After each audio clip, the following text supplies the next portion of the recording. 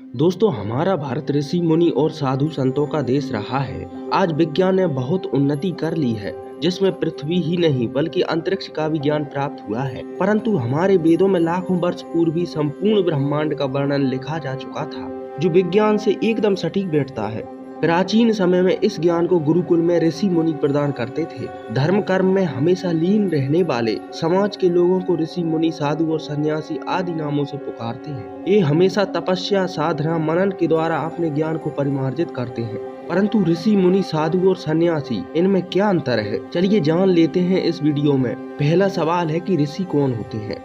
ऐसे व्यक्ति जो अपनी विशिष्ट और विलक्षण एकाग्रता के बल पर वैदिक परंपरा का अध्ययन किए और विलक्षण शब्दों के दर्शन किए तथा उनके गूढ़ अर्थों को जाना और प्राणी मात्र के कल्याण हेतु उस ज्ञान को लिखकर प्रकट किया, ऋषि कहलाते हैं। प्राचीन ऋषियों को युग दृष्टा भी माना जाता था और माना जाता था कि उन्होंने अपने आत्मज्ञान का दर्शन कर लिया है। ऋषि पर किसी तरह का क्रोध, लोभ, मोह, अहंकार और ईर्ष्या आदि की कोई रोक टोक नहीं है।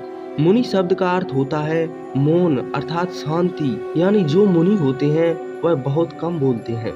मुनि मौन रखने की शपथ लेते हैं और वेदों और ग्रंथों का ज्ञान प्राप्त करते हैं। जो महापुरुष साधना करते थे और मौन रहते थे, उनको मुनि का दर्जा प्राप्त था। जो ईश्वर का जप करते थे और नारायण का ध्यान करते थे, जैसे कि नारद मुनि। जो मुनि मंत्रों को जपते हैं वह मुनि होते हैं।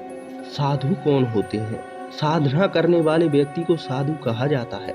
साधु होने के लिए विद्वान होने की जरूरत नहीं है, क्योंकि साधना कोई भी कर सकता है। साधना से व्यक्ति सीधा, सरल और सकारात्मक सोच रखने वाला हो जाता है। साथ ही वह लोगों की मदद करने के लिए हमेशा आगे रहता है। साधु का संस्कृत में अर्थ है सज्जन, और इसका एक उत्तम अर्थ यह भी है 6 विकार यानी काम, क्रोध, लोभ, मोह, मद और मत्सर का त्याग कर देता है। जो इन सब का त्याग कर देता है उसे साधु की उपाधि दी जाती है। संत कौन होते हैं? यह शब्द संस्कृत के एक शब्द शांत से बिगड़कर और संतुलन से बना है। संत उस व्यक्ति को कहते हैं जो सत्य का आचरण करता है और आत्मज्ञानी होता है, जैसे संत कबीरदास, संत तुलसीदास, संत रविदास आदि संत हुए हैं। ईश्वर के भक्त या धार है। ऋषियों के संबंध में मान्यता थी कि वह अपनी ज्ञान शक्ति से अंत में परमात्मा में विलीन हो जाते थे। धार्मिक पुरुष को भी संत कहते हैं।